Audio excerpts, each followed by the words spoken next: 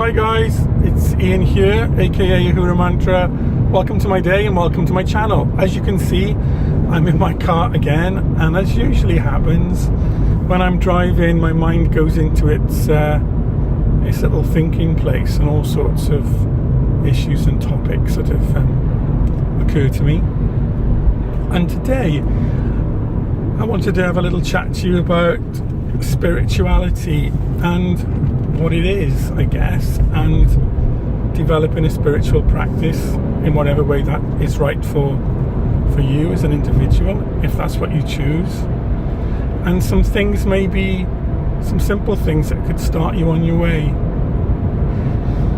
You know, nowadays I think we I don't know if it's an Age of Aquarius thing, but we do seem to be thinking more about, you know, what else is there beyond this life? Is this all there is? Is there anything more? And you know, we can be so busy in our lives, can't we? You know, getting through the routine of daily living, working in order to sustain our living and our families, and you know, acquiring the things that we are supposed to have according to, you know, the rules of society. We can be so busy with our doing that we can lose sight of our being.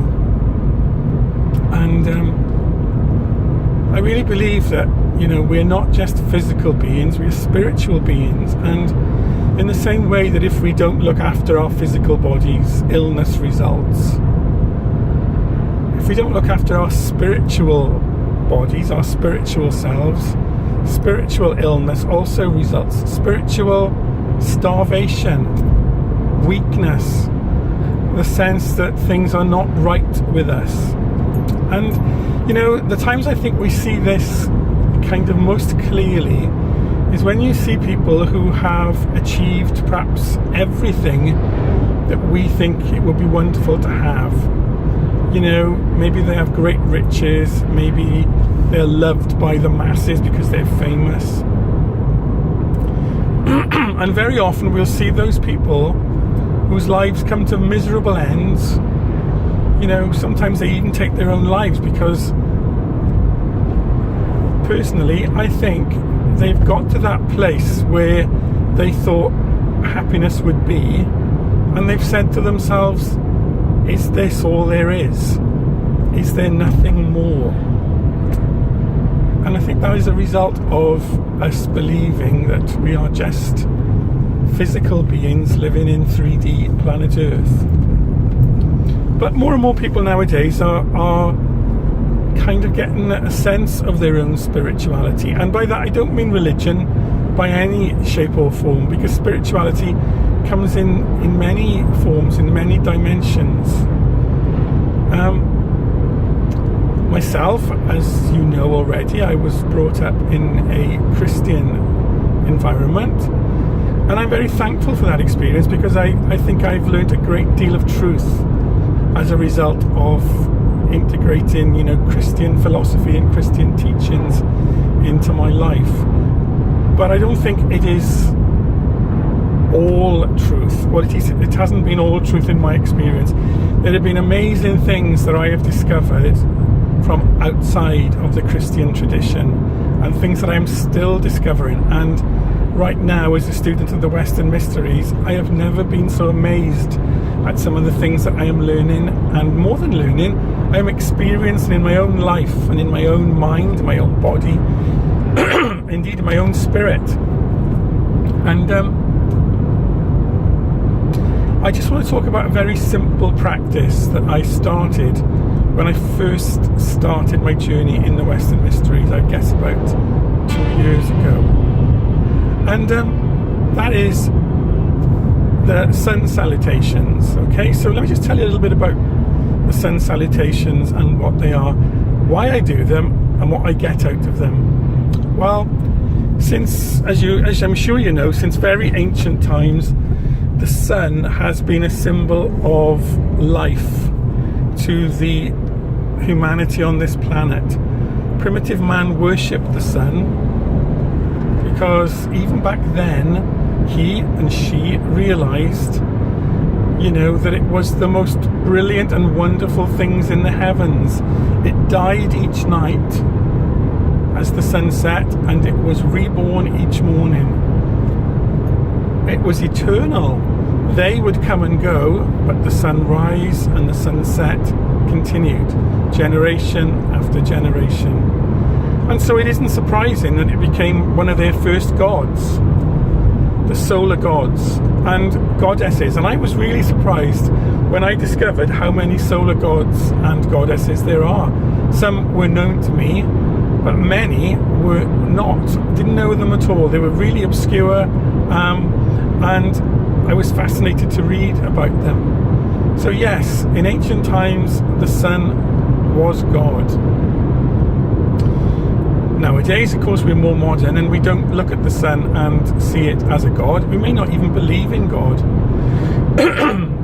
But we can look at the sun and see that it is the light that gives us life. Without the sun, this world would be dead. No doubt about that at all.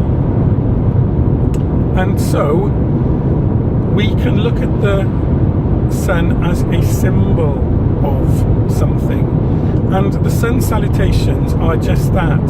They are 3 points of time during the day where you, using the sun as a visible symbol of something more than that, of the spiritual sun, of the life giver that lies beyond the golden ball of light that shines in the sky. Now again, you may not believe in God, but you may believe that there is a primal intelligence, a supreme being, even just the force of life. And the sun salutation can be used to allow you to connect with that primal source, whatever you hold sacred in your own heart. And if you've watched any of my other videos, you'll know that I love ritual. I love doing things that have been done for thousands of years, because my belief is, excuse my coughing, my belief is that rituals gain power through constant repetition, through the aeons of time when people have done the same thing with the same purpose.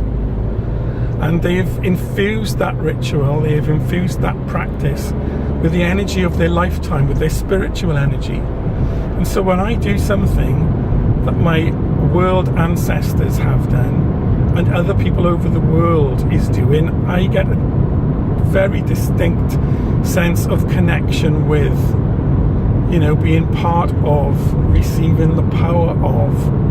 And the sun salutations, they just take about 30 seconds 3 times a day, and I find them to be quite wonderful spiritual exercises. And as I said, I feel a sense of connection, I feel a sense of joining with. So what are they? Well, traditionally they're done at 3 times during the day, at sunrise, at noonday, and at sunset. Now if you're anything like me, you're not going to be awake at sunrise, so you could choose morning time, maybe just after you've woken up. The noon salutation shouldn't provide too much difficulty, because most of us are awake during that time. And then the evening salutation can be done at sunset or in the evening times, okay? And it can be spoken out loud if you're on your own, or if you're with a companion who understands your spiritual nature, or it can be said mentally, quietly. Maybe, if you're in work or in college or whatever, you would have to do that, but it makes it nonetheless valid whether it's spoken or whether it's silent. And at these times, what you would do is you would just still your mind. You'd perhaps visualize an image of the sun rising at the height of its power or setting, and you would just think about what it is symbolizing for you. The great being, God, the first of all creation, source of life, life itself even. And just holding those thoughts in your mind and that image, you would just reach out and connect with it. So the finite you of flesh and bone that's living on this planet right here, right now, would reach out to connect with the source of all life, the true spiritual sun, which is veiled by the disc of golden light. And in those few seconds, you would say, in the morning, you would say, "Hail to thee, eternal spiritual sun, whose visible symbol now rises in the heavens. Hail to thee from the abode of morning." And to me, those words and that image are so powerful. I am connecting with the divine, and I feel a great sense of oneness with all that is. Because there is only one thing. There is only the Supreme Being who has emanated itself and split itself into many different expressions, one of them being you. As I've said before, you are a splinter of divinity.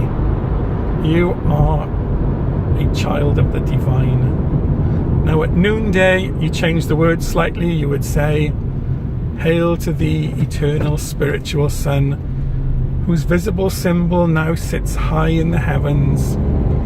Hail to thee from the abode of noonday." And for the evening, another slight variation. "Hail to thee, eternal spiritual sun, whose visible symbol now sets in the heavens. Hail to thee from the abode of evening." Now, if those words are a little bit too old-fashioned, they sound a bit too biblical for you, you can change them, as long as you stay with the sentiment of taking time to connect, to recognize the eternal spiritual sun who sits behind all life, who sustains all life. And from these small spiritual practices, your own spiritual awareness opens up, and it takes you on to bigger and more profound things. It makes you want to know more and be part of more. At least that's been my experience. So I think what I will do a little video of the Sun Salutations, because I think they're very beautiful things. They're spiritual art forms. And anyway, on that point, I'm going to stop and give you all a break from my ramblings. So great to be with you again, and I will see you all again soon. Bye guys.